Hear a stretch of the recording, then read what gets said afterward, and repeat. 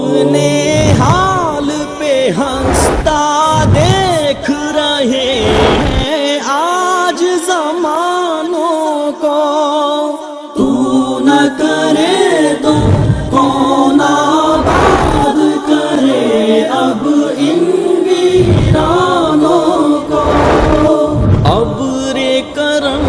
اسلام میں ایک اور نیا کام کا آغاز ہوا، ایک نئے دین کا آغاز ہوا، اسلام کا چولہ پہنا کر، اور وہ دوسری صدی ہجری کے آخری ایام کے اندر، اور وہ دین دین تصوف تھا، صوفیت کا دین، تصوف کا دین۔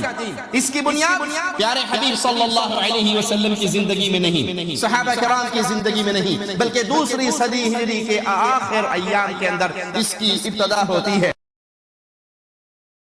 بعض نے تصوف کی تعریف یوں کی ہے، اسقاط الجاہ وسواد الوجہ فی الدنیا والآخرہ۔ تصوف کہتے ہیں دنیاوی حیثیت کو ختم کر دینا اور دنیا میں اپنا منہ سیاہ کر لینا۔ ملتان کے اندر ایک بہت بڑے پیر صاحب ہیں، پیر امین، ان کی میں CD ایک دفعہ سن رہا تو وہ ان حضرت کی روٹین ہے جو ان کے پاس شاگرد بننے آتا ہے، اس کا منہ کالا کر کے جوتیاں اس کے گلے میں ڈال کے کھوتے پہ بٹھا کے ملتان کی سیر کرواتے ہیں۔ ابن عجیبہ کی کتاب 79 صفحے پر اس کے لکھتے ہیں ایقاظ الہمم، یہ اس کی کتاب کا نام ہے، فی شرح الحکم۔ اس میں ابو الحسن کا قول نقل کرتے ہوئے کہتے ہیں، میرا محبوب یعنی میرا اللہ جس سے میں محبت کرتا ہوں، اس نے اپنا وجود عام کر دیا۔ اب دنیا میں جو وجود جتنے آپ کو نظر آتے ہیں وہ اللہ کے وجود کی مختلف صورتیں ہیں۔ تعالی اللہ عما یقولون، نعوذ باللہ ثم نعوذ باللہ۔ وقد ظہر فی بیض وسود، اب سفید و سیاہ سب اللہ ہے۔ وفی النصارى مع اليہود، یہود و نصارى سب اللہ ہے۔ وفی الخنازیر مع القرود، نعوذ باللہ ثم نعوذ باللہ، حتیٰ کہ سور اور بندر بھی اللہ ہی کی مختلف شکلیں ہیں۔ یہ ہے تصوف کا زہر، جس کو کہا جاتا ہے کہ نہیں یہ صوفیاء نے بڑی محنت کی، انہوں نے بڑے چلے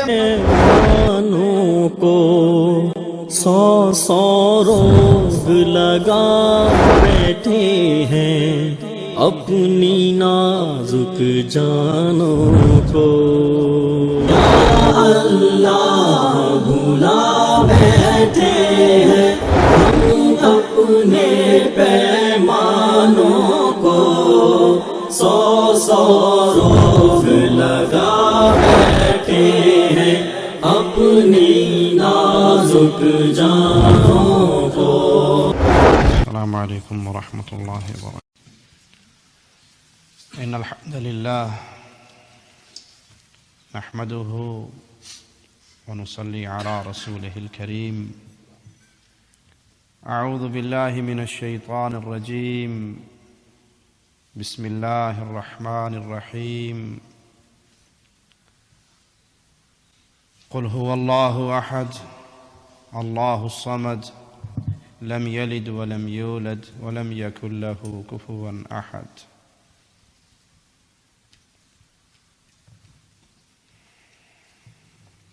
ہمارے پیارے بھائی نے رسول کریم صلی اللہ علیہ وسلم کی شان میں بہت پیارے اشعار پڑھے ہیں۔ اللہ سے دعا ہے اللہ محبت رسول کا چراغ ہر مسلمان کے سینے میں جلتا رکھے۔ نبی کی محبت علیہ الصلاۃ والسلام وہ عظیم خزانہ ہے، جس کو یہ مل گئی اس کو دنیا اور جہاں کی ہر خیر مل گئی۔ سائل نے آگے پوچھا تھا، یا رسول اللہ صلی اللہ علیہ وسلم قیامت کب آئے گی؟ آپ نے پوچھا تھا قیامت کی تیاری میں کیا عمل کیے ہیں؟ وہ کہنے لگا کہ عملوں کا تو خاص کوئی ڈھیر میرے پاس نہیں ہے، ہاں میں اللہ اور اس کے رسول سے پیار کرتا ہوں۔ تو آپ نے کہا خوش ہو جا، جو جس سے پیار کرتا ہے وہ جنت میں اسی کا ساتھی بنا دیا جائے گا۔ سیدنا انس فرماتے ہیں یہ جملے سن کے اتنی خوشی ہوئی کہ اتنی خوشی ایمان لانے کے بعد اور کسی بات سے نہیں ہوئی۔ اور میں اعلان کرتا ہوں لوگوں گواہ رہنا، میں محمد کریم صلی اللہ علیہ وسلم سے پیار کرتا ہوں، ابو بکر سے پیار کرتا ہوں، عمر سے پیار کرتا ہوں اور اللہ سے دعا کرتا ہوں میرے عمل ان کے برابر ان کے مقابلے کے نہیں ہیں، لیکن اس محبت کی وجہ سے اللہ مجھے بھی ان کا پڑوس عطا فرمائے گا۔ لیکن اشعار میں سے ایک شعر بھائی نے یہ بھی پڑھا کہ محمد کریم صلی اللہ علیہ وسلم عرش پہ اللہ سے ملے، اس کا ذکر نہ قرآن میں ہے نہ حدیث میں ہے، بلکہ رسول اللہ صلی اللہ علیہ وسلم سے پوچھا گیا کہ آپ نے اللہ کو دیکھا ہے؟ رضی اللہ عنہما سے روایت ہے، پیارے حبیب سے پوچھا گیا کیا آپ نے اللہ کو دیکھا ہے؟ کہا وہ تو نور، اس کو کیسے دیکھا جائے؟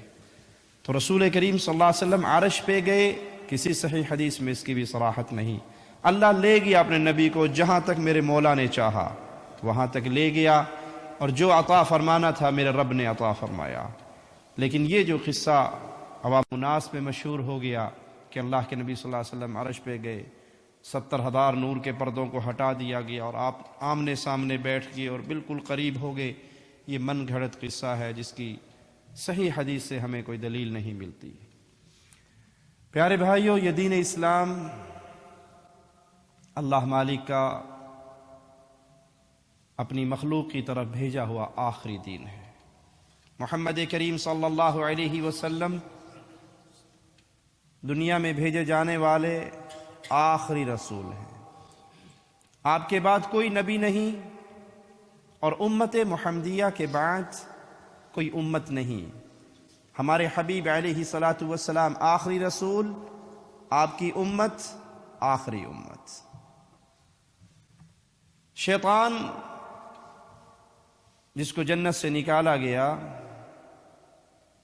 وہ مسلمانوں کا، انسانوں کا، اولاد آدم کا کھلا ہوا دشمن ہے، اور اس کی دشمنی چھپی بھی نہیں ہے، اوپن ہے، دو ٹوک ہے، واضح ہے۔ وہ جب جنت سے نکالا گیا اس نے اس دشمنی کا اعلان اسی وقت کر دیا تھا، اور اس نے کہا تھا قال فبما اغویتنی، ان کی وجہ سے مجھے دھتکارا ہے نا، اس کی وجہ سے میرے اوپر مار پڑی ہے، تو اب میں تیرے سیدھے راستے پہ بیٹھ جاؤں گا، جگہ جگہ پہ بیٹھوں گا، ورغلاؤں گا، اور تیرے بندوں کی اکثریت کو اپنے پیچھے لے کے جہنم کا ایندھن بناؤں گا۔ میرے مولا مالک نے کہا تھا جو میرے مخلص بندے ہیں ان پہ تیرا وار نہیں چل سکتا، جو تیرے ہیں وہ تیرے پیچھے چلیں گے۔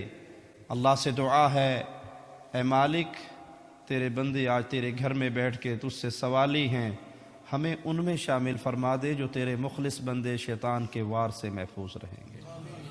شیطان کے وار سے بچنے کا ایک بڑا آسان طریقہ ہے کہ ہم شریعت محمدیہ علیہ الصلاۃ والسلام کے اوپر گامزن رہیں، وگرنہ شیطان نے جو کہا سچ کر دکھایا، شیطان نے جو کہا وہ راہوں پہ بیٹھا۔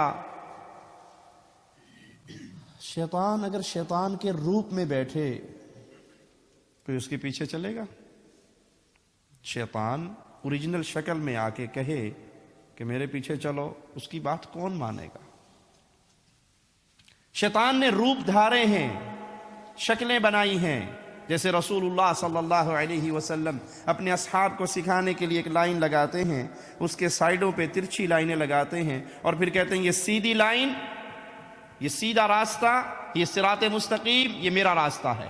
اور جو یہ سائیڈوں پہ ٹیڑھی لائنیں ہیں، ہر ٹیڑھے راستے پہ شیطان بیٹھا ہے، اپنی طرف بلا رہا ہے، اور جو اس کے پیچھے جائے گا وہ جہنم کا ایندھن بنے گا۔ مالک بیان فرماتا ہے وَلَقَدْ صَدَّقَ عَلَيْهِمْ إِبْلِيسُ ظَنَّهُ، ابلیس نے جو کہا تھا سچ کر دکھایا۔ فَاتَّبَعُوهُ إِلَّا فَرِيقًا مِّنَ الْمُؤْمِنِينَ، تو اس کے پیچھے بہت لوگ دوڑے سوائے اہل ایمان کا ایک گروہ، وہ اس کے ہتھ کنڈوں سے بچا رہا، مگر نہ انسانیت ابلیس کے پیچھے چلتی ہوئی گمراہی کے اندر جا گری۔ سابقہ امتوں کو شیطان نے کئی طریقے سے الجھایا۔ یہودیوں کے پاس علم تھا، عمل نہیں تھا، وہ جانتے تھے، مانتے نہیں تھے۔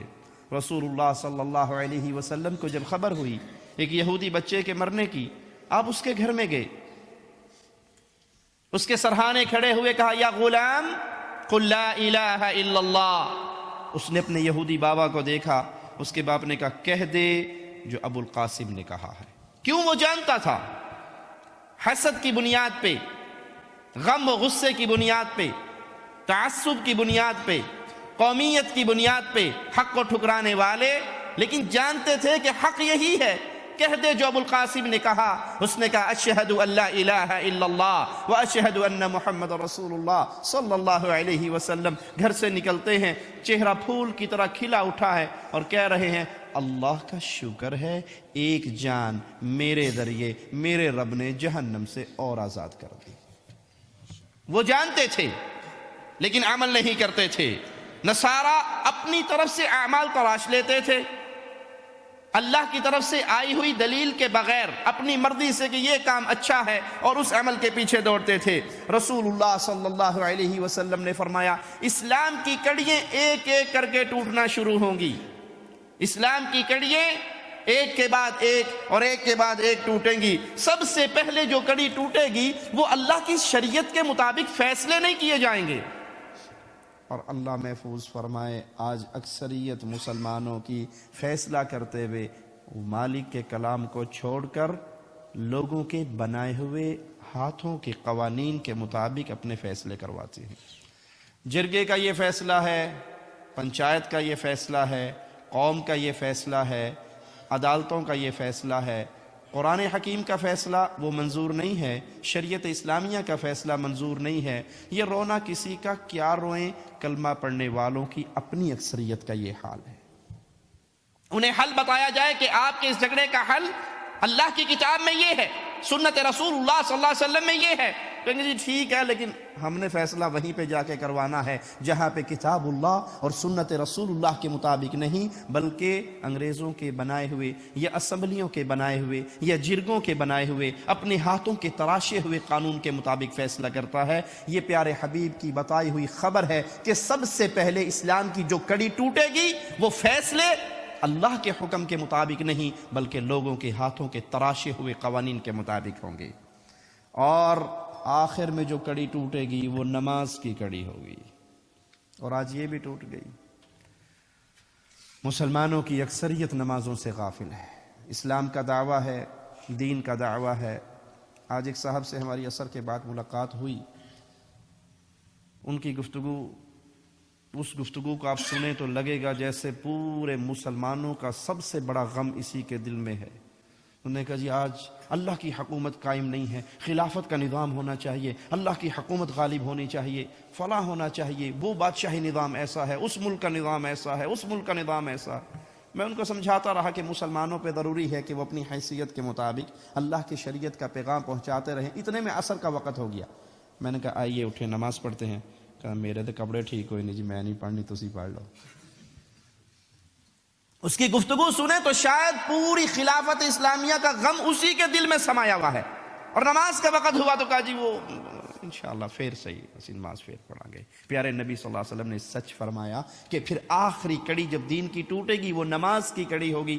آج اکثریت مسلمانوں کی مسلمان ہے، وہ چاہتی ہے کہ ہم مریں تو ہمارا جنازہ پڑھا جائے، وہ چاہتی ہے۔ عجیب بات ہے، جس نے خود ساری زندگی نماز نہیں پڑھی اس کا جنازہ نہ پڑھو تو پوری قوم لڑنے کے لیے تیار۔ جی ساڈا پیو مریا تو جنازہ نہیں پڑھیا، اس نے بھائی خود کبھی نماز نہیں پڑھی، اس کا جنازہ پڑھو جو بیچارہ خود نماز پڑھتا تھا، جو خود بے نماز ہے، نہ اس کے غسل کی ضرورت ہے۔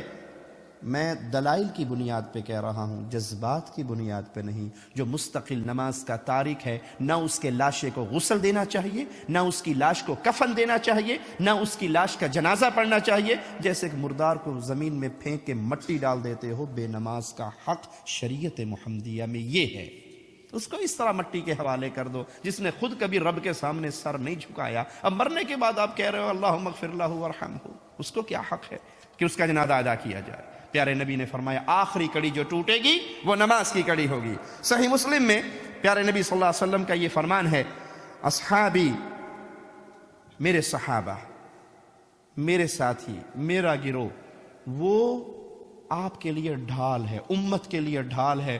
جب تک صحابہ زندہ رہیں گے تو امت پہ جو فتنوں کے آنے کا ایک وعدہ کیا گیا ہے وہ رکے رہیں گے۔ جس طرح تارے آسمان کے لیے ڈھال ہیں، جب قیامت آئے گی تارے ٹوٹیں گے، آسمان بھی توڑ دیا جائے گا۔ صحابہ کرام امت مسلمہ کے لیے ڈھال ہیں، جب تک یہ صحابہ کی جماعت باقی رہے گی امت مسلمہ فتنوں سے بچی رہے گی، اور جب صحابہ کرام کو اٹھا لیا جائے گا تو پھر میری امت پر وہ آئے گا جس سے میری امت کا وعدہ کیا گیا ہے۔ امام نووی رحمہ اللہ اس حدیث کی شرح میں بیان کرتے ہیں کہ صحابہ کے بعد دین میں بدعات کا اضافہ ہوگا، فتنوں کا اضافہ ہوگا، ایسے ایسے فتنوں کے دروازے کھلیں گے جو دروازے صحابہ کرام کے دور میں نہیں تھے، وہ فتنے نمودار ہوں گے۔ تو معیار حق صرف منہج صحابہ ہے۔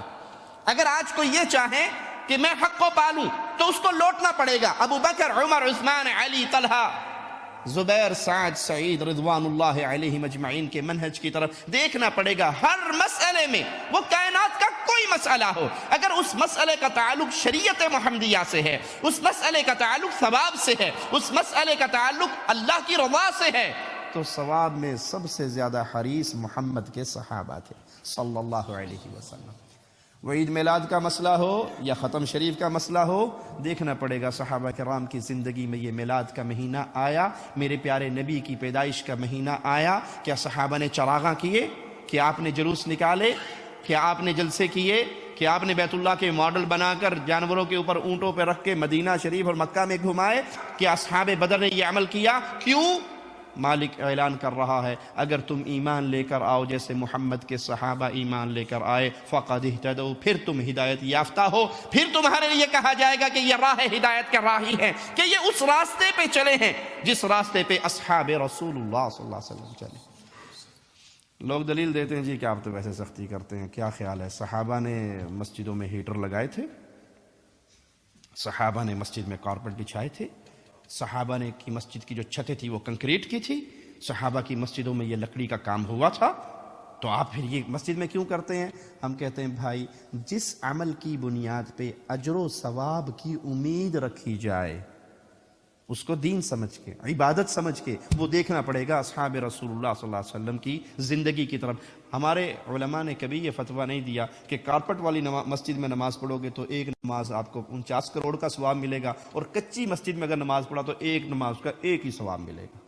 اس کا عبادت سے تعلق نہیں ہے، اس کا تعلق اللہ کی رضا کے ساتھ نہیں ہے کہ آپ نے مسجد میں اگر یہ کام کر لیا، پکی بنا لی، کچی بنا لی، یہ آپ کی ضروریات ہیں جس کے مطابق آپ مسجد بنا رہے ہو۔ جس چیز کو عبادت کہا جاتا ہے، جس پہ آپ اجر و ثواب کی امید رکھتے ہو، جس کو آپ اللہ کی طرف سے دی ہوئی عید سمجھتے ہو، تو وہاں لوٹنا پڑے گا ابو قحافہ کے بیٹے کے گھر کی طرف کہ ابو بکر صدیق نے 12 ربیع الاول کو یا 9 ربیع الاول کو اپنے گھر میں موم بتیاں جلائیں، اگربتیاں جلائی۔ یہ عبادت ہے، اور عبادت کے اندر منہج ہمیشہ محمد الرسول اللہ صلی اللہ علیہ وسلم کے اصحاب ہیں۔ اور یاد رکھیے یہ اصول ہے، جو چیز دین کے نام پہ مشہور ہوئی صحابہ کرام کے دور کے بعد، جس کو صحابہ نے دین سمجھ کے اس پہ عمل نہیں کیا، جس کی دلیل سنت رسول اللہ صلی اللہ علیہ وسلم سے نہیں ملی، وہ گمراہی ہے، وہ بدعت ہے، وہ دین کے اندر نیا کام ہے۔ دین اسلام میں ایک اور نیا کام کا آغاز ہوا، ایک نئے دین کا آغاز ہوا اسلام کا چولا پہنا کر، اور وہ 2 صدی ہجری کے آخری ایام کے اندر، اور وہ دین تصوف تھا، صوفیت کا دین، تصوف کا دین۔ اس کی بنیاد پیارے حبیب صلی اللہ علیہ وسلم کی زندگی میں نہیں، صحابہ کرام کی زندگی میں نہیں، بلکہ 2 صدی ہجری کے آخر ایام کے اندر اس کی ابتدا ہوتی ہے۔ ملا جامی صوفی اپنی کتاب نفحات الانس کے صفحہ 60 پر لکھتے ہیں، ابو ہاشم الصوفی جس کا نام عثمان بیان کیا جاتا ہے، یہ دنیا میں پہلا شخص تھا جس کو صوفی کہا گیا۔ اگر یہ دین تصوف، یہ صوفیاء کا دین، ہمارے ہاں بڑا ڈھنڈورا پیٹا جاتا ہے جی آپ کیا سمجھتے ہیں، ان بر صغیر میں جتنا اسلام پھیلا ہے صوفیاء نے تو پھیلایا ہے۔ ہم کہتے ہیں واقعی بات مانتے ہیں ہم آپ کی، صوفیاء نے پھیلایا ہے، لیکن کون سا اسلام جو محمد رسول اللہ لے کر آئے تھے وہ والا اسلام نہیں صلی اللہ علیہ وسلم۔ وہ اسلام جو 25% ہندوؤں سے لیا گیا، 25% عیسائیوں سے لیا گیا، کچھ یونان کا فلسفہ جوڑا گیا، اور کہیں اگر مندروں کے اندر بھجن گائے جا رہے ہیں تو انہوں نے مزاروں پہ بیٹھ کے قوالیاں گانی شروع کر دی۔ یہ والا اسلام تھا جس کو صوفیاء نے پھیلایا، جس کے پھیلنے سے اللہ کی توحید غالب نہیں آئی بلکہ قبروں کی پوجا کا دور دورہ ہوا۔ اور یہ ایسی بری لت پڑ گئی کلمہ پڑھنے والوں کو، اب انہوں نے پوجا کرنی ہے بھلے کسی چیز کی کروا لو۔ جہلم کے قریب ایک دریائے جہلم میں ایک گندا نالا گرتا ہے، میرے پاس اس کے ویڈیو پروف موجود ہیں، تو وہ سارے جہلم کا کچرا، گندا ناپاک پانی اس دریا کے اندر جاتا ہے، اور وہاں ایک بہت بڑا برگد کا درخت بھی لگا ہوا ہے۔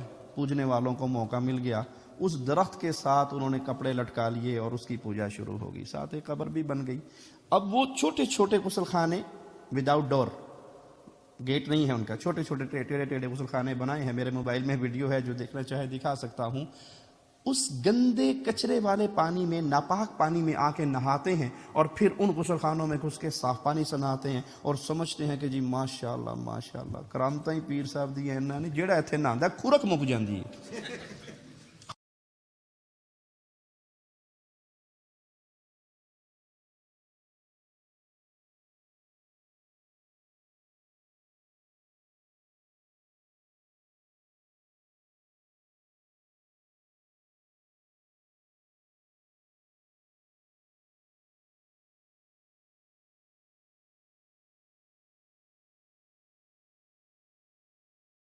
خارش ختم ہو جاتی ہے۔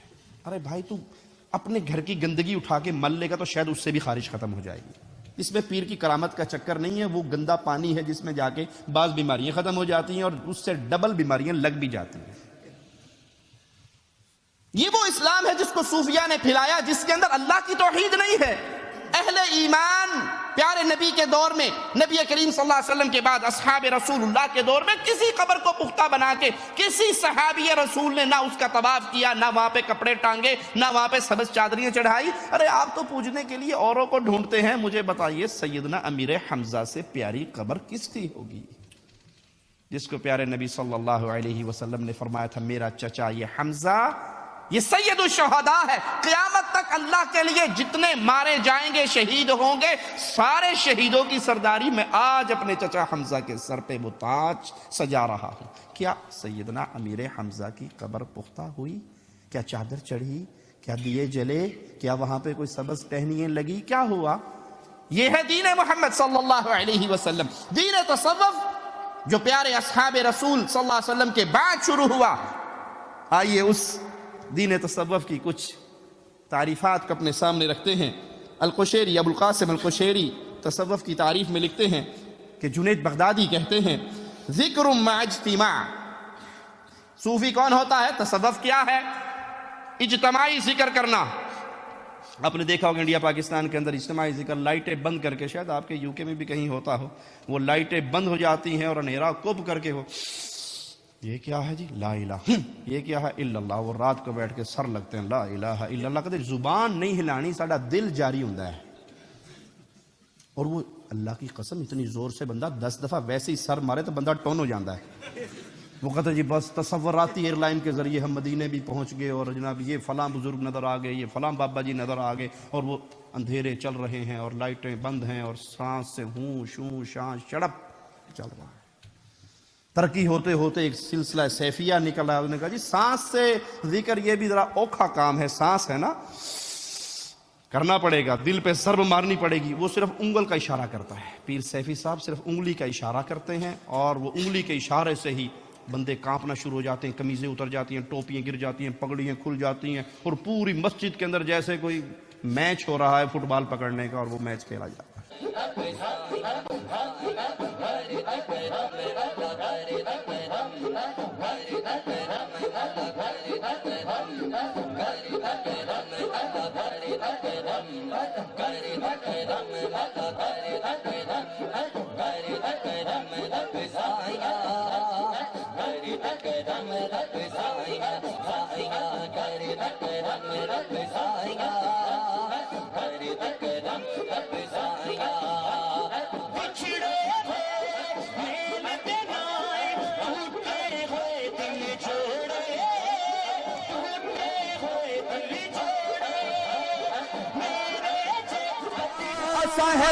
تیری رہنا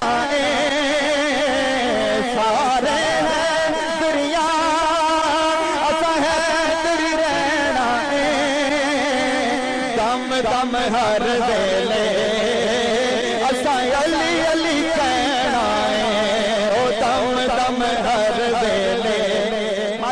शरारती माना अपने अंदाज में अली कहना है तो हजरत ख्वाजा गुलाम। ये क्या है? ये दीन है, ये दीन रसूलुल्लाह नहीं है सल्लल्लाहु अलैहि वसल्लम। ये वो दीन है जिसकी तारीफ अल-कुशैरी कर रहा है, जिक्र माजितिमा, इज्तिमाई तौर पे बैठ के जिक्र किया जाए, वजदुम माइस्तिमा, और कवाली हो तो सब पे धमाल पड़ जाए, सब पे वजद आ जाए।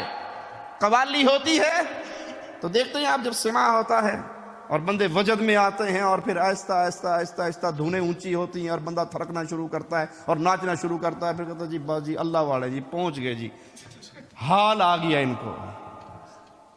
ये दीन रसूल नहीं है सल्लल्लाहु अलैहि वसल्लम। ये दीन अबू बकर उमर उस्मान नहीं है जिस पे चल के सहाबा ने वो मकाम पाए कि वो चलते ज़मीन पे थे, उनके तज़किरे मालिक की तरफ से अर्शे बनी से नाजिल हुआ करते थे। ये वो दीन नहीं है। ये made in India, made in Pakistan, made in Kufa दीन है जिसके ऊपर चोला इस्लाम का पहना दिया गया। वो अमलुन मातिबा।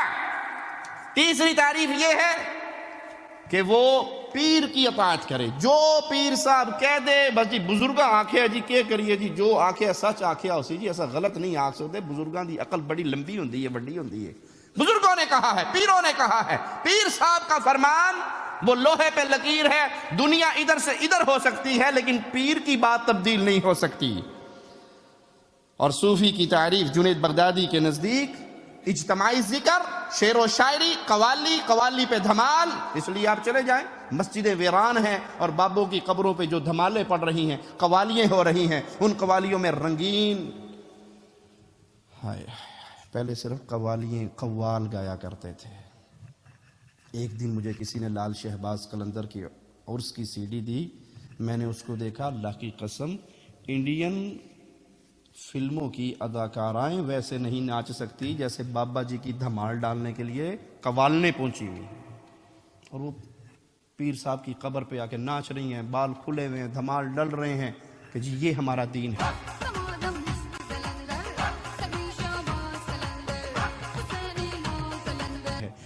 इस दीन फिर कहेंगे तुसा किन्ने हो जी, आटे च नमक हो जी, तुसा क्या कर दियो, क्या गल्लां कर दियो, आटे च नमक हो। ओ भाई डांस भी देखने को मिल जाए, गाने सुनने को मिल जाए, औरतों के साथ, लड़कियों के साथ बैठना मिल जाए। और इस्लाम में हम क्या कहते हैं जी, औरत पे नजर पड़ जाए तो कौन सी नजर हलाल है? पहली, दूसरी पड़ेगी तो खाता खुल जाएगा गुनाह वाला, पहली नजर हलाल है ना। और यहाँ कवाल ने आपके सामने लशपश होकर नाचे, डांसे, गाने गाएं, कवालियां गाएं और आप तकतकी लगा के उनको देखिए जी माशाल्लाह कितना सवाब मिल रहा है। इस दीन से पीछे कौन रहेगा? इस जितने नौजवान होंगे वो सारे आप ही के मदद पे चलेंगे, आप ही के दीन पे चलेंगे। प्यारे हबीब ने तो सैयदना अली से कहा था कि पहली माफ है, दूसरी डालने का लिखी जाएगी तेरे ऊपर, औ कमा काल अलैहि सलातु वस्सलाम। लेकिन यहाँ कवालियां भी, डांस भी, ढोल भी, धमाके भी, रंगीनियां भी, सारा कुछ हो जाए और सारा रूहानियत की चादर के नीचे छुप के हो जाए, शैतान भी राजी रहे, काम भी होता रहे। ये दीन, इस दीन से इनकार करने वाले वही होंगे जिनके दिल में सच्ची मोहब्बत रसूलुल्लाह की बैठी होगी सल्लल्लाहु अलैहि वसल्लम। इसीलिए अब्दुल वहाब शारानी तबकातुल कुबरा जिल्द 1 सफ़ा 78 पर अबू याकूब यूसुफ बिन हुसैन अर्राज़ी के बारे में लिखते हैं, काना रज़ियल्लाहु अन्हु इज़ा समिअ अल कुरआन, कि हमारे जो ये पीर साहब थे, बाबा जी थे, ये सूफी साहब थे, जब ये कुरान सुनते, ला तक़तुरु दमअतुन व इज़ा समिअ शिअरन क़ामत क़ियामतु, इनके सामने जितना मर्जी कुरान पढ़ा जाता, इनकी आंख से एक कतरा ना गिरता, आंसू का एक कतरा ना गिरता। और अगर एक कवाली का जुमला सुना दिया जाता ना जी, बड़ी बड़ी सरकार, बड़ी मेरी कोटी किस्मत कर दे, हरी क़ामत क़ियामतुहु, ऐसे वजद में आते कि इन्हू सामना औखा हो जाता। ये मुसलमान है, ये इस्लाम को फैलाने वाले हैं। और मोहम्मद करीम फिदाहु अबी व उम्मी सल्लल्लाहु अलैहि वसल्लम एक आयत पढ़ते हैं, सहाबी कहते हैं सारी रात हमने देखा मुस्तफ़ा एक आयत पढ़ते रहे और रोते रहे, इन तुअज़्ज़िबहुम फ़इन्नहुम इबादुक, अल्लाह अगर तू इनको अज़ाब देगा ये तेरे बंदे हैं, ये क्या कर सकते हैं, तू हक रखता है इनके गुनाहों की वजह से इन पे अज़ाब दे, लेकिन अगर तू इनको माफ़ कर दे तू बड़ा गफूरुर रहीम है। इधर एक आयत है, कुरान की एक आयत है, इधर कैफियत ये है, सहाबी रसूल खलियान में कुरान पढ़ते हैं, घोड़ा बिदकता है, قرآن کی تلاوت کو روک دیتے ہیں، گھوڑا پرسکون ہو جاتا ہے۔ یہ رات سلسلہ چلتا رہا، قرآن کی تلاوت سے گھوڑا اچھلتا رہا۔ صبح آ کے پیارے حبیب صلی اللہ علیہ وسلم کو کہا میں رات کھلیان میں قرآن پڑھتا تھا تو گھوڑا اچھلتا تھا۔ آپ نے کہا میرے ساتھی آسمان سے فرشتے قرآن کی تلاوت سننے کے لیے آئے ہوئے تھے۔ یہ وہ ہے پیارے حبیب داخل ہوئے مسجد میں، عبداللہ ابن مسعود رضی اللہ عنہ ارضا قرآن پڑھ رہے۔ سیدنا عبداللہ کو نہیں پتا کہ پیارے نبی صلی اللہ علیہ وسلم پیچھے آئے، آپ خاموشی سے قرآن سن رہے ہیں اور عبداللہ ابن مسعود کی تلاوت ہو رہی ہے۔ آپ اتنے خوش ہوئے، آپ نے فرمایا جو یہ چاہے قرآن کو ویسے پڑھے جیسے یہ نازل ہوا تو ابن مسعود کی قرات پہ پڑھا کرے۔ یہ قرآن حکیم ہے۔ پیارے حبیب پوچھتے ہیں ابی مجھے قرآن سناؤ۔ اللہ کے نبی صلی اللہ علیہ وسلم قرآن تو آپ پہ نازل ہوا، میں آپ کو سناؤں؟ ہاں ابی مجھے قرآن سناؤ۔ اللہ کے نبی یہ تو آپ پہ نازل ہوا، میں آپ کو سناؤں؟ ابی مجھے قرآن سناؤ، اس لیے سناؤ اللہ نے حکم دیا ہے ابی سے قرآن سناؤ۔ ابی کی آنکھوں میں آنسو آ گئے، یا رسول اللہ صلی اللہ علیہ وسلم اللہ سمعني، میرے مولا نے میرا نام لیا ہے؟ کہا ہاں ابی تیرا نام لے کے رب نے کہا ہے ابی سے قرآن سنو۔ یہ صحابہ کی زندگی ہے۔ قرآن حکیم کو سنتے، دو صحابی پہرے پہ کھڑے ہیں، ایک صحابی کی ڈیوٹی ہے پہرے کی، دوسرا کہتا تم پہرا دے لو میں آرام کر لیتا ہوں، پھر میری باری آئے گی تم آرام کر لینا، میں کھڑا ہو جاؤں گا۔ یہ پہرے پہ کھڑے ہو کے نماز کا آغاز کر دیتے ہیں۔ دشمن تیر مارتا ہے، پہلا تیر لگا نماز جاری رہی، دوسرا تیر لگا نماز جاری رہی، تیسرا تیر لگا، نماز ختم کرتے ہیں اور اپنے ساتھی کو اٹھاتے ہیں اور کہتے ہیں میرے یہ تیر نکالنا۔ وہ حیران ہو کے کہتا ہے بھائی جب آپ کو پہلا تیر لگا آپ نے مجھے کیوں نہیں اٹھایا، آپ نے نماز کیوں نہیں چھوڑ دی؟ کہا سورۃ کہف کی تلاوت شروع کی ہوئی تھی، مجھے شرم آئی کہ اس تکلیف کی وجہ سے میں سورۃ کہف کی تلاوت چھوڑ دوں، مجھے اللہ کے نبی کی لگائی ہوئی ڈیوٹی کا احساس نہ ہوتا میں یہ قرآن پڑھتا ہی رہتا، میں نے اس لیے اٹھایا ہے کہ میری ڈیوٹی پر حرف نہ آ جائے۔ اور یہاں صوفی صاحب کا حال ہے کہ اگر وہ قوالی سن لیتے، شعر و شاعری سن لیتے تو بس پھر ان کو اوپر ایسا اثر ہوتا کہ وہ ان کو سنبھالنا مشکل ہوتا، اور قرآن ساری رات بھی کوئی پڑھتا رہتا تو آنکھ کے اندر ایک قطرہ بھی آنسو کا نہ آتا۔ اور بعد نے تصوف کی تعریف یوں کی ہے اسقاط الجاہ وسواد الوجہ فی الدنیا والآخرہ۔ تصوف کہتے ہیں دنیاوی حیثیت کو ختم کر دینا اور دنیا میں اپنا منہ سیاہ کر لینا۔ ملتان کے اندر ایک بہت بڑے پیر صاحب ہیں، پیر امین، ان کی میں سی ڈی ایک دفعہ سن رہا تو وہ ان حضرت کی روٹین ہے کہ جو ان کے پاس شاگرد بننے آتا ہے اس کا منہ کالا کر کے جوتیاں اس کے گلے میں ڈال کے کھوتے پہ بٹھا کے ملتان کی سیر کرواتے ہیں۔ کیوں؟ وہ کہتے ہیں یہ نال من ماریا جاندہ ہے جی، من اندر دا نفس ماریا جاندہ ہے۔ تو میں کیا اس کو بولوں کہ گدھے پر سواری کرے، من والے کپڑے ڈالے، خدا کا جینے ڈالے، ہاں جی، اور گلے میں ہاتھ ڈالے، جوتے بنتے ہیں آقا جی کے گلے میں روشنیاں ہوں۔ اس نے کہا شیر صاحب یہ پیغام تو نہیں مانے گا، سے نہیں ہوگا، وہ تو سنتے ہی شیر بن جائے۔ میں کیا بس کو بولو ہمارا تمہارا جوڑ بھی نہیں، مشکل ہی ہے۔ لا حول ولا قوت الا باللہ۔ ایک مولوی صاحب کا تعارف کرواتے ہیں، وہی پیر امین صاحب، کہتے ہیں یہ دیکھو یہ بہت بڑا مولوی میرے پاس بیٹھا ہے، جب یہ آیا تھا اس کی اتنی لمبی داڑھی تھی، یہ فلاں مدرسے کا فاضل ہے، دارالعلوم کا فلاں مدرسے کا پڑھا ہوا ہے، اور میرے پاس آیا کہ حضرت میں تصوف سیکھنے آیا ہوں، تو میں نے کہا سب تو پہلے جا کے داڑھی مون کے آ، تو یہ گیا اور کلین شیو ہو کر آیا، جس کا اندر کا نفس تھا وہ مر گیا، اب یہ میرا مرید بنا ہے۔ میں نے کہا اب دین سیکھنے کے بعد، تصوف سیکھنے کے بعد اب داڑھی رکھ۔ تو یہاں تعلیم ملتی ہے کہ منہ کالا کرو، جو پیر صاحب کہے نفس مارنا ہے، نفس مارنے کا یہ طریقہ محمد کریم صلی اللہ علیہ وسلم نے نہیں سکھایا۔ اور نبی کی سنت کو شیو کر کے نفس مارا جائے گا یا نفس کے آگے دو نفس اور لگ جائیں گے، وہ تو اور چوڑا ہوگا کہ شیطان کے پیچھے چلے ہیں۔ تو یہ وہ راستہ ہے، یہ چھوٹی تصوف کی وہ تعریفیں جس کے چند نمونے ہم نے بیان کیے۔ آئیے صوفی ہوتا کون ہے؟ ابو نصر سراج وہ حسری سے پوچھتا ہے کہ صوفی کون ہے؟ کہا الذی لا تقلہ الارض ولا تظلہ السماء۔ یہ عقائد آپ کے سامنے پیش کرنا اس لیے ضروری ہے کہ آج ہماری نوجوان نسل جو دین کی طرف آ رہی ہے ان کے سامنے تصوف اور صوفیہ کی حقیقت واضح نہیں ہے. وہ سمجھتے ہیں شاید یہ لوگ متقی ہیں، پرہیزگار ہیں، دیندار ہیں. حقیقت میں دین تصوف دین اسلام کے مقابل تماماً توحید میں، عقائد میں، اعمال میں پورا ایک دین تراشا گیا ہے، جس کے اوپر چولا اسلام کا پہنا کر مسلمانوں کو اسلام سے دور کرنے کی کوشش کی گئی ہے. ان دلائل کو اپنے سامنے رکھیے، یاد کیجئے، نوٹ کیجئے، اور پھر صحیح اسلام کی تصویر اپنے مسلمان بھائیوں کے سامنے رکھیے. کہا صوفی وہ ہوتا ہے جس کو نہ زمین اٹھا سکتی ہے، نہ آسمان سایہ دے سکتا ہے. ایسی کیا چیز ہے جو نہ زمین پہ پوری آئے، نہ آسمان کے سائے کے نیچے آئے؟ اس کی مزید وضاحت ابو القاسم القشیری کرتے ہوئے کہتا ہے اشار الی حل المحو، یہ اشارہ ہے اس بات کی طرف کہ وہ محو ہو جاتا ہے. محو کیا ہے؟ اس کی تفسیر معجم اصطلاحات صوفیہ میں کاشانی لکھتا ہے فناء افعالہ فی افعال الحق. صوفی جو ہوتا ہے وہ اپنے اعمال ختم کر کے اللہ کے اندر شامل ہو جاتا ہے. نعوذ باللہ ثم نعوذ باللہ. یہ ہے تصوف، اپنے آپ کو فنا کرنا. آپ نے وہ شعر بارہا سنا ہوگا، فنا فی اللہ کی تہ میں بقا کا راز مضمر ہے، جسے مرنا نہیں آتا اسے جینا نہیں آتا. صوفیہ کے ہاں ایک ٹرم ہے فنا فی الشیخ، فنا فی الرسول، فنا فی اللہ.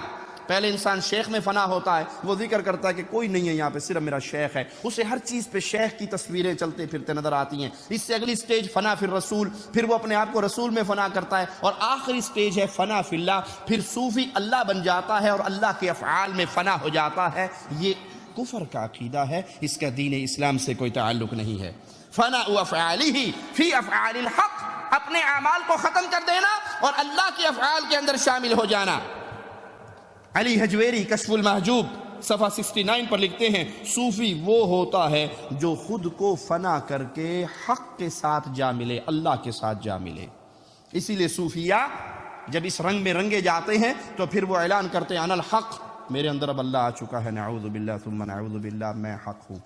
یہاں پہ یہ یاد رکھیے یہ کوئی پرانی باتیں نہیں ہیں جو کتابوں میں لکھی اور دفن ہو کے ختم ہو گئی. آج بھی صوفیہ کے یہی عقائد ہیں. نوری بوری والا ابھی چند ماہ پہلے یا شاید 1 سال پہلے لاہور میں مرا ہے. اس کا قوال اس کو سامنے بٹھا کے قوالی گاتا ہے جو یوٹیوب پر موجود ہے. وہ کہتے ہیں لوگ کی عرشاں اتے لبدے نے رب بوری والے دے اولے آ بیٹھا. یہ مطلب غیر بینوں کی سمجھ میں کس طرح آوے.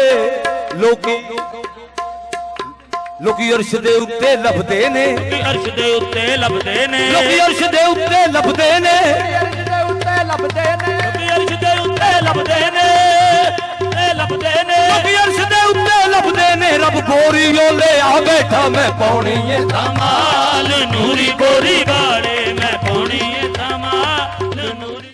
لوگ اللہ کو عرش پہ تلاش کرتے ہیں، حالانکہ اللہ عرش پہ نہیں ہے. یہ پیر نوری بوری والا جو ہے یہ بھی اب اللہ ہی بن چکا ہے اور اللہ میں فنا ہو چکا ہے اور اللہ کی صورت میں ہمارے سامنے بیٹھا ہے. یہ ہے وہ کفر کا عقیدہ جو صوفیہ نے اہل ایمان میں پھیلایا کہ کائنات کی ہر چیز نعوذ باللہ وہ اللہ کی مختلف صورتیں ہیں، آپ اس کو سمجھ نہیں سکتے. حقیقت پہ غور کرو گے تو وہ اتوں اور چیز ہوگی، اندر سے وہ الہ ہوگا. اسی لیے ابن عربی زندیق جس نے اس تصوف کے عقیدے کو پروان چڑھایا، اس کا ایک شعر آپ کو سنا دوں. یا لیت شعری من المکلف، بندہ ہے، مجھے نہیں پتا اسلام کس کے لیے آیا ہے. اگر یہ کہیں کہ اسلام بندے کے لیے آیا، بندہ تو خود اللہ ہے، یہ تو رب ہے، اس کے اسلام کی کیا ضرورت ہے. اگر کہیں رب کے لیے اسلام آیا تو رب کو اسلام کی کیا حاجت ہے. بندہ خدا ہے، خدا بندہ ہے، ظاہر میں بندہ ہے، حقیقت میں خدا ہے. قبر پرستوں کے شعر آپ نے بارہا سنے ہوں گے. چاچڑ وانگ مدینہ ڈسے کوٹ مٹھن بیت اللہ، ظاہر دے وچ پیر فریدن باطن دے وچ اللہ. یہ جو ہمارے پیر صاحب ہیں آپ سمجھ نہیں سکے، یہ اوپر سے پیر صاحب ہے، اندر میں حقیقت میں اس کی صورت میں اللہ زمین پہ آیا ہے. وہی جو مستوی عرش کا خدا ہو کر اتر پڑا مدینے میں مصطفیٰ ہو کر. کسی نے یہ رسول اللہ صلی اللہ علیہ وسلم کے بارے میں دعویٰ کیا اور صوفیہ نے اپنے بزرگوں کے بارے میں کہ جو فنا الفنا یا فنا فی اللہ کے مقام پہ پہنچتا ہے پھر اس کی اپنی ذات فنا ہو جاتی ہے اور جو چیز ہمیں نظر آتی ہے وہ اور ہوتی ہے، حقیقت میں اس میں اللہ کا وجود ہوتا ہے. اس لیے حکیم الامت اشرف علی تھانوی اپنی کتاب امداد المشتاق میں ایک قصہ ایک صوفی صاحب کا ذکر کرتے ہیں کہ اس صوفی کے پاس وہ مواحد صوفی، اسے حضرت نے لقب دیا ہے مواحد صوفی، حقیقت میں وہ ملحد صوفی ہے، کافر صوفی ہے جو یہ عقیدہ رکھتا ہے کہ نعوذ باللہ ہر چیز ہی اللہ بن جاتی ہے. اس کے پاس پلیٹ میں 2 پلیٹیں لائی گئی، ایک سائل کی طرف سے اور ایک میں حلوہ تھا، ایک میں گندگی تھی، اور اسے کہا اگر آپ سمجھتے ہیں کہ ہر چیز ہی نعوذ باللہ ثم نعوذ باللہ تعالی اللہ عما یقولون وہی ہیں تو دونوں کھا کے دکھاؤ۔ تو مولوی صاحب و صوفی صاحب جو تھے اس نے بشکل مولوی حلوہ شریف کھا لیا، اور تھانوی صاحب لکھتے ہیں وہ ابن الوقت تھا، چلے مار مار کے ایک سٹیج آتا ہے صوفیہ کے ہاں جب انسان ابن الوقت بن جاتا ہے، یعنی جو چاہے وہ تصویر اپنی بنا سکتا ہے، وہ ابن الوقت تھا۔ اس نے اپنی تصویر چینج کر کے سور کی شکل میں ظاہر ہوا، اور سور کی شکل میں وہ گندگی کھا کے کہنے لگا یہ بھی وہی ہے وہ بھی وہی ہے، جدھر دیکھوں تو ہی تو ہے، یہ بھی تو ہے وہ بھی تو ہے۔ النفحات الاقدسیہ میں محمد بہاؤ الدین البیطار ایک صوفی بزرگ کا قول نقل کرتے ہیں جس سے آپ کو تصوف کا کفر واضح ہوگا، جس کو سمجھنے کے بعد عقیدہ وحدت الوجود، ہمارے دروس میں آپ یہ لفظ سنتے ہیں عقیدہ وحدت الوجود، آپ کہتے ہیں جی یہ کیا ہے، ہمیں سمجھائیں تو صحیح۔ عقیدہ وحدت الوجود یہ ہے کہ کائنات میں جتنا وجود ہے، وجود حقیقی نعوذ باللہ اللہ کا ہے، یہ صورتیں مختلف آپ کو نظر آ رہی ہیں، یہ حقیقت میں اللہ ہی کی صورتیں ہیں، اس کے لیے من گھڑت جھوٹی روایت کا سہارا لیتے ہیں۔ کنت کنزا مخفیا، میں چھپا ہوا خزانہ تھا، میرے جی میں آیا کہ میں اپنا آپ اوپن کروں، ظاہر کروں۔ اب دنیا میں آپ کو جو چیزیں بھی نظر آئیں گی وہ نعوذ باللہ اللہ ہی کے مختلف روپ ہوں گے، وہ انسان کی شکل میں ہوں یا حیوان کی شکل میں۔ محمد بہاؤ الدین البیطار ایک صوفی بزرگ کا قول نقل کرتے ہوئے لکھتا ہے وَمَا الْكَلْبُ وَالْخِنْزِيرُ إِلَّا إِلَٰهُنَا، کتا اور سور جو ہے نعوذ باللہ ثم نعوذ باللہ وہ ہمارے الہ کی صورت میں ہے، وہ الہ ہے ہمارے، کلب اور خنزیر یہ الہ ہے ہمارے۔ وَمَا اللَّهُ إِلَّا رَاهِبٌ فِي كَنِيسَةٍ، اور اللہ جس کو تم سمجھتے ہو نا اللہ تو کنیسہ میں بیٹھا ہوا، گرجے میں بیٹھا ہوا پادری ہے، وہ الہ نہیں ہے، وہ گرجے میں بیٹھا ہوا جو پادری ہے وہی اللہ ہے۔ اور دنیا میں جو چیزیں ہیں وہ انسانی شکل میں ہو یا حیوان کی شکل میں، وہ سب کے سب ہمارے لیے الہ کے درجے پہ ہیں۔ ابن عجیبہ اپنی کتاب 79 صفحے پر اس کے لکھتے ہیں ایقاظ الہمم، یہ اس کی کتاب کا نام ہے، فی شرح الحکم، اس میں ابو الحسن کا قول نقل کرتے ہوئے کہتے ہیں محبوبی قد عم الوجود وقد ظہر فی بیض وسود وفی النصارى مع الیہود وفی الخنازیر مع القرود، میرا محبوب یعنی میرا اللہ جس سے میں محبت کرتا ہوں اس نے اپنا وجود عام کر دیا۔ اب دنیا میں جو وجود جتنے آپ کو نظر آتے ہیں وہ اللہ کے وجود کی مختلف صورتیں ہیں، تعالی اللہ عما یقولون، نعوذ باللہ ثم نعوذ باللہ۔ وقد ظہر فی بیض وسود، اب سفید و سیاہ سب اللہ ہے۔ وفی النصارى مع الیہود، یہود و نصارہ سب اللہ ہیں۔ وفی الخنازیر مع القرود، نعوذ باللہ ثم نعوذ باللہ، حتیٰ کہ سور اور بندر بھی اللہ ہی کی مختلف شکلیں ہیں۔ یہ ہے تصوف کا زہر، جس کو کہا جاتا ہے کہ نہیں یہ صوفیاء نے بڑی محنت کی، انہوں نے بڑے چلے مارے ہیں، یہ ایک ایک پاؤں پہ کھڑے ہو کے 40 سال تک وظیفہ کرتے رہے۔ یہ دین محمد نہیں ہے صلی اللہ علیہ وسلم، یہ شریعت محمدیہ نہیں ہے، یہ منہج صحابہ نہیں ہے، بلکہ یہ یہود و نصارہ، ہندوس اور یونان کا مرکب، ایک چوں چوں کا مربع ہے جس سے ایک نیا دین تصوف ظاہر ہوا۔ محمد الحضری کا قصہ طبقات القبرى جلد 2 صفحہ 147 پر ہے۔ وہ ممبر پہ چڑھا، عبد الوہاب شعرانی کے دادے کا کلاس فیلو تھا اور بہت بڑا صوفی تھا، وہ آیا تو اس سے کہا کہ آپ جمعہ پڑھائیں گے؟ انہوں نے کہا جی بالکل پڑھاؤں گا۔ تو جمعے کے لیے اسے بلا لیا گیا، وہ جمعے کے لیے ممبر پہ کھڑا ہوا، عوام سامنے بیٹھی ہوئی ہے۔ اب وہ خطبہ پڑھتے پڑھتے کہتا ہے اشہد اللہ الہ لکم الا ابلیس، میں تمہارے لیے اعلان کرتا ہوں اور گواہی دیتا ہوں کہ تمہارا الہ ابلیس کے علاوہ اور کوئی نہیں ہے، ابلیس تمہارا الہ ہے۔ تو لوگوں نے کہا کافر ہو گیا یہ کہہ کے، اس نے اپنی تلوار نکالی اور نیچے اترا، ساری مسجد میں دوڑ لگا دی، بھاگ گئی۔ عصر تک وہاں بیٹھا رہا کہ میں دیکھتا ہوں کون مسجد میں داخل ہوتا ہے، کوئی مسجد میں داخل نہ ہوا۔ یہ صوفیاء کا دین ہے، ان کے نزدیک مختلف صورتیں ہیں، وہ ابلیس کی صورت ہو یا نبی کی صورت ہو، وہ انسان کی صورت ہو یا جن اور حیوان کی صورت ہو، نعوذ باللہ ہر صورت میں ان کو الہ نظر آتا ہے۔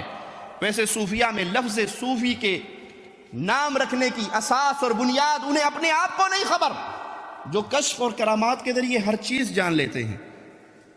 ایک صوفی صاحب لکھتے ہیں کہ ان کے پاس لوگ آتے تعویذ لینے اور وہ تعویذ دے دیتے، تعویذ دیتے دیتے کہہ دیتے تیرے گھر منڈا ہوئے گا، اسے کہتے تیرے گھر بیٹی ہوگی، اور جو صوفی صاحب کہہ دیتے وہی ہوتا۔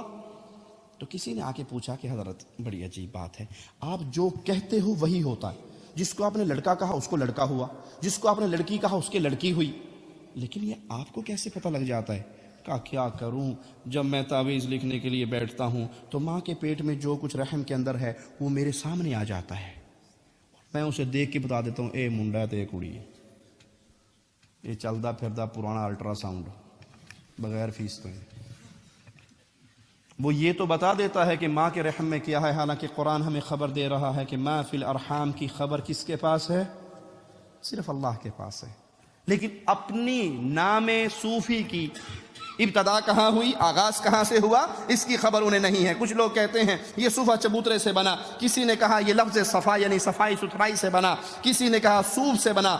ہم کہتے ہیں کہ کشف و کرامت کے ٹھیکیداروں اپنے نام کی ابتدا تو بتا دو کہ یہ کہاں سے ہوئی. لیکن حقیقت یہ ہے اگر دین تصوف سے صحیح معنی میں پردہ ہٹا دیا جائے تو عالم اسلام میں بھونچال آ جائے کہ یہ وہ دین ہے جس نے اسلام کے نام پہ، اور میں اللہ کے گھر میں کھڑے ہو کر، مسجد میں کھڑے ہو کر، منبر رسول پہ کھڑے ہو کر اللہ سے ڈر کر یہ جملہ کہنے لگا ہوں، اللہ کی قسم تصوف نے، صوفیت نے اسلام کو وہ نقصان دیا ہے جو اسلام کا بیڑا غرق یہود و نصارہ نہیں کر سکے جو صوفیوں نے کیا ہے. مسلمانوں کی بہت بڑی تعداد کو دین حنیف سے ہٹا کر، دین محمد سے ہٹا کر، عقائد رسول اللہ سے ہٹا کر صلی اللہ علیہ وسلم ان عقائد کے پیچھے چلا دیا ہے جو نہ کتاب اللہ میں ہے نہ سنت رسول اللہ میں ہے صلی اللہ علیہ وسلم. ملا جامی کہتا ہے دنیا کے پہلے صوفی ابو الہاشم کے بارے میں اپنی کتاب نفحات الانس صفحہ 67 پر کہ صوفیہ کی پہلی خانقاہ کی بنیاد اسی ابو الہاشم کی وجہ سے رملہ شہر میں بنی. اگر یہ دین اسلام ہوتا تو اس کی ابتدا رسول اللہ سے ہوتی نا، اس کا اصل مکہ سے ملتا یا مدینہ سے ملتا، قرآن میں ہوتا یا حدیث میں. کہا صوفیوں کی پہلی خانقاہ بلڈنگ جو بنی، جس کو خانقاہ کہا گیا، جو آج انڈیا پاکستان میں خانقاہی نظام ہے، اس کی ابتدا ابو الہاشم صوفی سے ہوئی، رملہ کے اندر رہنے والا، اور رملہ میں یہ پہلی خانقاہ بنی. اور وہاں ایک بادشاہ تھا، وہ بادشاہ سیر کے لیے نکلتا، شکار کے لیے نکلتا. ایک دن اس نے کیا دیکھا، وَكَانَ يَهُودِيًّا، وہ جو بادشاہ تھا اس کے بارے میں یاد رکھے کہ وہ یہودی تھا، اس کا عقیدہ، اس کا مذہب، اس کا دین یہودی تھا. شکار کھیلتے ہوئے نکلا. فَبَيْنَمَا هُوَ كَذَلِكَ إِذْ رَأَىٰ رَجُلَيْنِ، وہ شکار کی حالت میں ایک جگہ پہ پہنچا، وہاں دیکھتا ہے دو آدمی جو ایک ہی قسم کے لباس اور رنگ ڈھنگ والے ہیں. وہ آتے ہیں قریب، ایک دوسرے کو مصافحہ کرتے ہیں، گلے ملتے ہیں، ساتھ بیٹھتے ہیں، تھیلا کھولتے ہیں، جو کچھ کھانے کا ہوتا ہے سامنے رکھتے ہیں اور مل کے کھاتے ہیں، اور پھر گلے ملتے ہیں اور جدا ہو جاتے ہیں. جب وہ جدا ہونے لگتے ہیں تو ایک کو وہ یہودی بادشاہ بلاتا ہے، اور جس کو بلاتا ہے فَنَادَى أَحَدَهُمَا وَكَانَ أَبَا ہاشم، جس کو بلایا وہ یہی ابو ہاشم صوفی تھا. تو اس سے پوچھتا ہے کہ یہ آپ کا ساتھی کون ہے؟ کہا میں نہیں جانتا. کوئی رشتہ دار ہے؟ کہا نہیں، رشتہ دار تو نہیں ہے. کہا کوئی دوستی، کوئی قرض لیا دیا آپ اس میں؟ کیا تعلق ہے؟ کہا کوئی تعلق نہیں. کہا پھر؟ کہا بس یہ ہے کہ ہم اپنے روپ کا اگر کسی کو دیکھ لیں تو اسی محبت سے ملتے ہیں جو محبت آپ نے دیکھی ہے، اسی طرح پیار سے ملتے ہیں. تو اس کو یہ انداز بہت اچھا لگا. کہا اچھا تمہارا گھر کہاں ہے؟ کہا صوفی بندے ہیں، ہمارا گھر کہاں ہونا، ہمارا کوئی گھر نہیں ہے. تو یہ یہودی اس ابو ہاشم سے کہتا ہے انا ابنی لک بیتا فی الرملہ، رملہ کے اندر میں تیرا ایک گھر بناؤں گا، حتی نجتمع، یہاں تک کہ ہم اس گھر میں اکٹھے ہو کر بیٹھے، میں بھی تمہارے پاس آ کے بیٹھا کروں گا. فبنا فی الرملہ بیتا وسماہ الخانقاہ، تو اس نے سب سے پہلے رملہ شہر میں ایک گھر بنایا اور اس کو خانقاہ کا نام دیا گیا. اور صوفیوں کی پہلی خانقاہ ایک یہودی بادشاہ نے رملہ میں بنائی. اگر یہ دین محمد ہوتا صلی اللہ علیہ وسلم تو اس کی بنیاد مکے میں رکھی جاتی، اس کی بنیاد مدینے میں رکھی جاتی، اس کی بنیاد رملہ میں رکھی گئی، اور وہ بنیاد رکھنے والا یہودی بادشاہ تھا. یہ خانقاہی نظام یہودیت کا بنایا ہوا نظام ہے. یہ تھی تصوف کی ابتدا، اور شروع ہی سے آپ تصوف کو دیکھیں گے کہ وہ دین اسلام سے ٹکرانے والا. اسلام نام ہے قال اللہ وقال الرسول کا. اگر آپ کے سامنے اسلام کو پیش کیا جائے یا آپ اسلام کو پیش کرنا چاہیں تو اسلام کی ویری سمپل ڈیفینیشن کیا ہے؟ قال اللہ وقال الرسول. قرآن میں یہ آیا ہے، حدیث میں یہ آیا ہے، یہ اسلام ہے. اس کے علاوہ اور کوئی چیز اسلام؟ بڑی سادہ سی مثال، بڑی سادہ سی تعریف اسلام کی. اللہ نے یہ حکم دیا اور رسول اللہ صلی اللہ علیہ وسلم نے یہ کر کے دکھایا. لیکن یہاں قال اللہ وقال الرسول کا چکر نہیں ہے، بلکہ مولانا ذکریہ صاحب فضائل اعمال میں قصہ، فضائل حج میں یہ قصہ نقل کرتے ہیں کہ پوچھا گیا کسی ابدال میں سے کسی سے خضر علیہ السلام کے بارے میں، خضر علیہ السلام سے کسی ابدال میں سے کسی نے پوچھا کہ آپ سے افضل و اعلیٰ درجے کا بھی کوئی بندہ ہے؟ کہا ہاں ہے۔ کہا وہ کون ہے؟ کہا میں مدینہ شریف میں تھا، امام عبدالرزاق محدث رحمہ اللہ رسول اللہ صلی اللہ علیہ وسلم کی احادیث سنا رہے تھے، ایک نوجوان کونے کے اندر گھٹنوں پہ سر رکھ کے بازو میں اپنی ٹانگوں کی گرد لگائی ہوئی اور حلقہ بنا کے بیٹھا ہے۔ میں اس کے پاس گیا، میں نے کہا بھلے آدمی تو یہاں بیٹھا ہے، وہاں لوگ رسول اللہ صلی اللہ علیہ وسلم کی حدیثیں سن رہے ہیں، اٹھو جاؤ شیخ عبدالرزاق، امام عبدالرزاق سے حدیثیں سنو۔ تو اس نے سر نہیں اٹھایا، میری طرف دیکھا بھی نہیں، اور گھٹنے پہ سر رکھے رکھے کہا یہ وہ ہیں جو رزاق کے بندے سے سنتے ہیں، عبدالرزاق رزاق کا بندہ، یہ وہ ہیں جو رزاق کے بندے سے سنتے ہیں، میں وہ ہوں جو ڈائریکٹ رزاق سے سنتا ہوں۔ تو وہ کہنے لگے اچھا اتنے پہنچے ہوئے ہو، اچھا پھر یہ بتاؤ اگر اتنے پہنچے ہوئے تو میں کون ہوں، مجھے پہچانو۔ اگر واقعی تم اللہ کے اتنے بڑے ولی ہو کہ تمہیں حدیث رسول کی بھی ضرورت نہیں، ڈائریکٹ اللہ سے ہی پوچھ لیتے ہو کہ کیا حلال ہے کیا حرام ہے، مجھے بتاؤ میں کون ہوں۔ تو انہوں نے نظر اٹھائی، میری طرف دیکھا اور کہا اگر فراست صحیح کام کرتی ہیں تو آپ خضر علیہ السلام ہیں۔ تو میں سمجھ گیا کہ اللہ کے بعد ولی ایسے بھی ہیں جو مجھ سے بھی افضل و اعلیٰ مقام رکھتے ہیں۔ انا للہ و انا الیہ راجعون۔ ابو بکر صدیق کے پاس ایک عورت آتی ہے کہ مرنے والے کی وراثت میں سے، اس کے رشتہ دار نہیں ہوں، نانی ہوں یا دادی ہوں، وراثت میں میرا حصہ کتنا ہے؟ ابو بکر صدیق کون؟ ابو بکر پیارے حبیب نے کہا تھا مسجد میں کھلنے والے سارے دروازے بند کر دو، کھڑکیاں بند کر دو، ابو بکر کی کھڑکی بند نہ کرنا۔ ابو بکر صدیق رضی اللہ عنہ وارضا، جس کے بارے میں پیارے حبیب نے کہا اللہ اس دھرتی پہ جتنے لوگوں نے تیرے نبی پہ احسان کیا، تیرے نبی نے ان کے احسانات دنیا کے اندر ہی چکا دیے، ابو بکر کے بدلے میں نہیں دے سکا، تو ہی دینا قیامت کے دن۔ وہ ابو بکر صدیق آپ کے پاس آنے والی آتی ہے کہ کچھ دے دو بیت المال میں سے، کہا کیا دوں، ختم ہو گیا، بٹ گیا سارا، کیا دوں، اب تو کچھ نہیں ہے۔ کہا پھر اگلے سال آنا۔ وہ مومنہ کہتی ہے اگلے سال آئی اور آپ کو نہ پایا، کیا معنی؟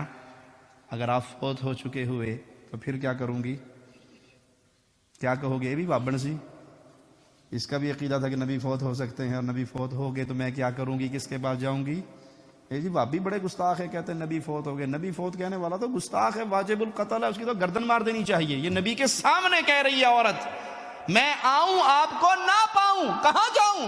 کہا تو آئے اور اگر مجھے نہ پائے تو میرے ابو بکر کے پاس آنا۔ وہ ابو بکر اس سائلہ سے کہتے ہیں مجھے رسول اللہ کی حدیث کی خبر نہیں ہے اس مسئلے میں، لوٹ جا، میں اپنے ساتھیوں سے پوچھوں گا، اگر کسی کو حدیث کا علم ہوا تو تجھے بتاؤں گا، وگرنہ۔ اور یہاں صوفی صاحب کہہ رہے ہیں کہ ہمیں حاجت ہی نہیں، یہ تو وہ ہیں جو رزاق کے عبد سے سنتے ہیں اور ہم ڈائریکٹ اللہ سے سنتے ہیں۔ یہ صوفیہ اہل ایمان پہ طنز کرتے ہوئے کہتے ہیں تمہارا دین سارا مردوں کا دین ہے۔ یہ شیطان نے ان کو سکھایا کہ پڑھنا لکھنا مشکل کام ہے نا، تو پڑھنے لکھنے کی ضرورت نہیں ہے، تمہارا دین مردوں کا دین ہے، ہمارا دین زندوں کا۔ فلان لقی فلان، فلاں سے ملا، وَأَخَذَ مِنْ عِلْمِهِ وَكَتَبَ مِنْهُ الْكَثِيرُ، اس نے اس سے حدیثیں سیکھی، علم حاصل کیا اور اپنی کتاب میں نوٹ کیا، حدیثیں لکھی۔ فلاں سے ملا اور اس کا علم اس نے محفوظ کیا۔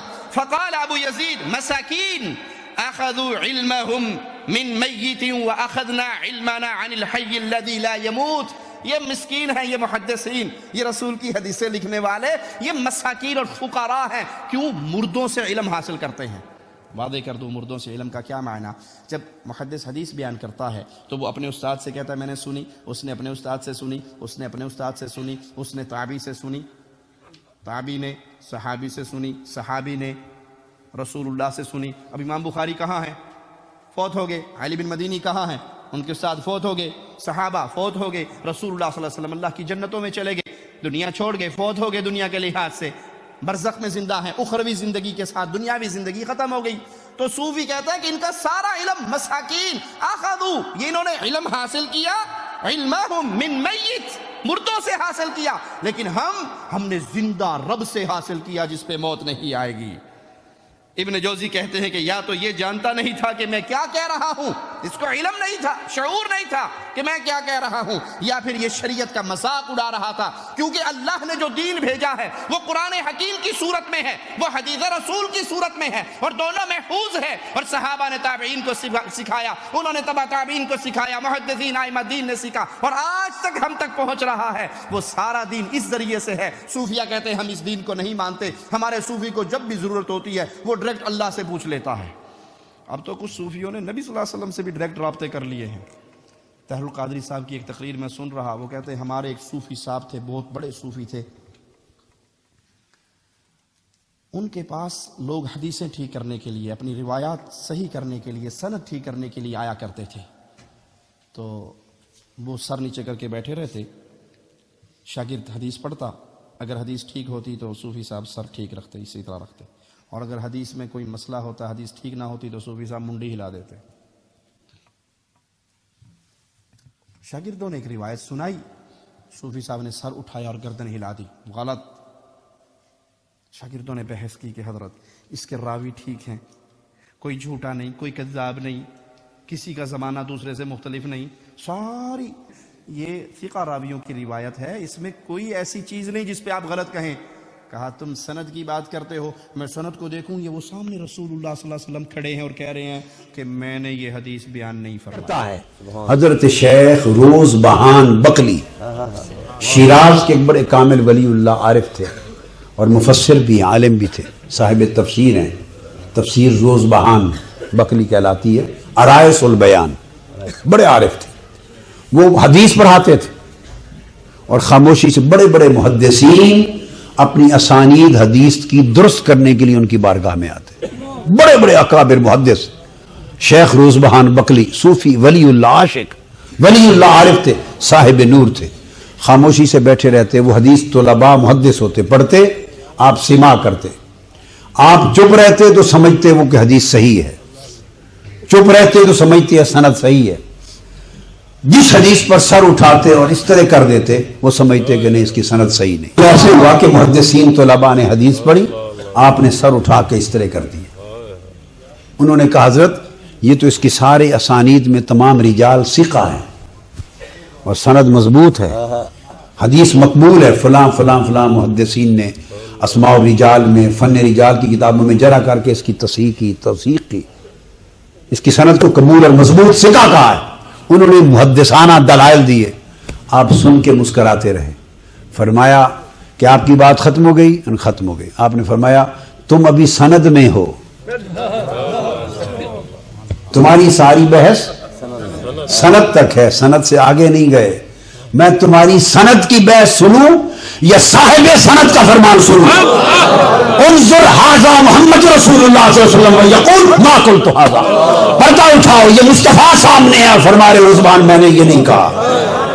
انا للہ و انا الیہ راجعون۔ یوں نبی صلی اللہ علیہ وسلم نے آ کر اپنی روایات کی تصدیق کرنی ہوتی تو جب علی اور عائشہ رضی اللہ عنہما کی فوجیں آمنے سامنے تھیں، نبی ان کی صلح کے لیے کیوں نہ آ گئے؟ جب عثمان رضی اللہ عنہ کو قید کر دیا گیا، گھر کے اندر نظر بند کر دیا گیا، نبی کریم صلی اللہ علیہ وسلم کیوں نہیں آ گئے؟ تو یہ صوفیاء کا عقیدہ ہے، وہ جب چاہے اللہ سے ملاقات کر لیں اور جب چاہے رسول اللہ صلی اللہ علیہ وسلم سے۔ ابن جوزی فرماتے ہیں کہ ابو سعید کندی کے بارے میں مجھے پتا چلا کہ وہ احادیث رسول بھی سیکھتا تھا اور صوفیاء کے درس میں بھی جایا کرتا تھا، ان کی مجلسوں میں بھی بیٹھا کرتا تھا۔ تو ایک دن ان کا پین، ان کی قلم دوات صوفیاء کے سامنے زمین پہ گر گئی، وہ چھپا کے رکھتے تھے تاکہ صوفیاء کو نہ پتہ لگے کہ میں حدیث بھی سیکھتا ہوں اور تمہارے پاس بھی آ کے بیٹھتا ہوں۔ تو ایک صوفی نے دیکھا کہ یہ قلم دوات والا، یہ محدثین کی لائن والا آدمی ہے، تو اسے یہ نہیں کہا اپنی قلم دوات اٹھاؤ، کہا تیری شرمگاہ گر گئی ہے، اس کو چھپا لو۔ صوفیاء کی جہالت یہاں تک بڑھی کہ الانوار القدسیہ میں صفحہ 86 پہ شعرانی بعض صوفیاء کا قول نقل کرتا ہے، الا بذکر اللہ تزداد الذنوب، اللہ کے ذکر سے دل میں گناہوں کا جذبہ بڑھتا ہے، گناہ زیادہ ہوتے ہیں، اللہ کے ذکر سے گناہ بڑھتے ہیں۔ وَتَنْطَمِسُ الْبَصَائِرُ وَالْقُلُوبُ، آنکھیں اور دل سیاہ ہو جاتی ہیں اللہ کے ذکر سے اور اللہ کی شریعت کو سیکھنے سے۔ حالانکہ ارشاد باری تعالیٰ ہے، مالک فرماتا ہے الا بذکر اللہ تطمئن القلوب، اللہ کا ذکر ایک ایسی چیز ہے جس سے دلوں کو سکون اور اطمینان ملتا ہے، اللہ کے ذکر سے دلوں کو اطمینان۔ میرے پیارے نبی صلی اللہ علیہ وسلم کو کوئی پریشانی ہوتی تو فوراً بلال کو کہتے بلال اذان دو، اذان سن کے پیارے نبی کو سکون ملتا، نماز پڑھ کے پیارے نبی صلی اللہ علیہ وسلم کو سکون ملتا۔ تو صوفیت کی تحریک علم دشمن تحریک ہے، جس کا علم سے تعلق نہیں، پڑھنے پڑھانے سے، لکھنے لکھانے سے تعلق نہیں، حالانکہ رسول اللہ صلی اللہ علیہ وسلم کا فرمان قید العلم، علم کو قید کرو، علم کو سیکھو۔ صحابہ نے کہا کیسے؟ فرمایا الکتابہ، لکھا کرو، لکھنے سے علم محفوظ ہوتا ہے، لکھنے سے علم قید ہوتا ہے۔ یہ طریقہ ہے علم سیکھنے کا، یہ طریقہ ہے صحابہ کا۔ پیارے نبی صلی اللہ علیہ وسلم کے ارشادات کو صحابہ لکھا کرتے۔ ایک صحابی لکھتے، کچھ صحابہ نے مشورہ دیا ہر بات نہ لکھا کرو، پوچھ پوچھ کے لکھا کرو۔ نبی صلی اللہ علیہ وسلم کبھی کسی روپ میں، کبھی غصے میں، کبھی پیار میں، کبھی محبت میں، انسان ہے تو ہر بات نہیں لکھنی چاہیے۔ اگلے دن دیکھا صحابی کا قلم نہیں چل رہا، آپ نے پوچھا میرے ساتھی تو لکھتا نہیں ہے؟ کہا میرے صحابہ، میرے ساتھیوں نے مجھے یہ مشورہ دیا۔ کہا واللہ اکتب، اللہ کی قسم لکھ، محمد کے ہونٹوں سے سوائے حق کے کچھ ادا نہیں ہوتا۔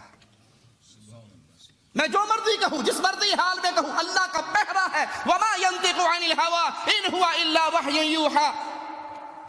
کائنات کا ہر آدمی اپنی مرضی سے بولتا ہے، امام کائنات صرف مولا مالک کی مرضی سے بولتے ہیں۔ اسلام کی بات، شریعت کی بات جب بھی ہوتی ہے وہ وحی کی روشنی میں ہوتی ہے۔ بدر کے قیدی لائے گئے، ان کے فدیے کی ایک صورت یہ مقرر کی رسول اللہ صلی اللہ علیہ وسلم نے کہ ہمارے بچوں کو لکھنا پڑھنا سکھا دو، تمہیں رہا کر دیا جائے گا۔ پیارے نبی تو لکھنے پڑھنے، علم حاصل کرنے، دین سیکھنے کی تعلیم یوں دے، اور یہاں یہ کہا جاتا ہے کہ ضرورت نہیں ہے، جب ضرورت پڑے ڈائریکٹ اپنے اللہ سے پوچھ لو۔ جب صوفیاء نے قرآن و حدیث سے منہ موڑا تو پھر کفار کے راستے پہ چلے، ان کا لباس نصارہ سے لیا، رہبانیت نصارہ سے لی، خانقاہ یہودیوں نے بنا کے دے دی، وحدت الوجود اور جنگلوں کے اندر چلا کشی کرنا یہ ہندوؤں سے لے لی، ننگے پھرنا۔ آپ نے دیکھا نہیں انڈیا پاکستان کی سڑکوں کے کنارے کنارے کچھ نظر آتے ہیں نا، پہنچی سرکار آنے کچھ نہیں آیا، سر سے لے کے پاؤں تک بالکل وداؤٹ ڈریس۔ وہ جی ایک ہے جی، وہ جی دوسرا نہیں سمجھتے جی، یہ پہنچی ہیں روح نے جی، بس جی لو لگ گئی جی، بس کے مست ہوں دینے جی، پہنچے ہوئے بڑے پہنچے ہیں۔ ہم بھی کہتے ہیں پہنچے ہوئے ہیں، ایک ہی دھکا موت کا آخری لگنا ہے، کھوہ میں سیدھے جائیں گے۔ یہ کہاں سے لیا؟ آپ ہندوؤں کے فرقے کو دیکھ لیں، وہ بغیر ڈریس کے اپنے آپ انڈیا کے اندر گھومتے ہیں، وہاں سے پکڑ لی۔ انڈیا کا آپ نے مشہور، اگر کوئی انڈیا والے بزرگ ہمارے بیٹھے ہیں جانتے ہوں گے، ان کے ہاں کہتے ہیں پھینک کنکر نکلے شنکر۔ کیوں جی ہے ایسے؟ ہر کنکر میں شنکر، پھینک کنکر نکلے شنکر، ہر کنکر میں شنکر۔ ان کے ہاں ہر پتھر کے اندر، ہمارے ہاں کہتے ہیں جدھر دیکھوں تو ہی تو، ادھر بھی تو ادھر بھی تو۔ تو یہ تصوف کا عقائد یہ قرآن سے ثابت نہیں ہے، یہ رسول اللہ صلی اللہ علیہ وسلم کی حدیث سے ثابت نہیں ہے، بلکہ یہ گمراہی کا ایک دروازہ ہے۔ اللہ سے دعا ہے اللہ ہمیں حق سچ کہنے، سننے، عمل کرنے اور آگے پہنچانے کی توفیق عطا فرمائے۔ اقول قولی ھذا واستغفر اللہ لی ولکم ولسائر المسلمین فاستغفروہ انہ هو الغفور الرحیم۔